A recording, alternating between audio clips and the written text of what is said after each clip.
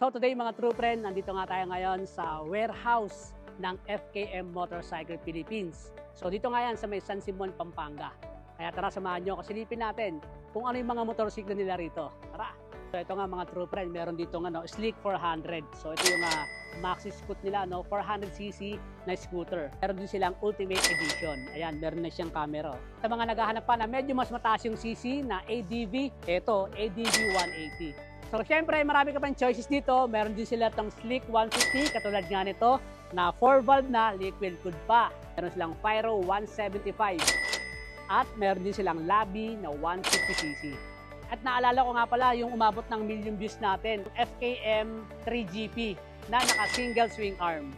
So ilan lamang yan sa mga pinakita natin mga motorsiklo dito sa FKM. Kaya naman abangan nyo pa yung mga ilalabas natin mga motorsiklo para sa mga bike review at kung magkano ang mga presyo. Okay? So paano? Kita-kits tayo. Ride safe and God bless.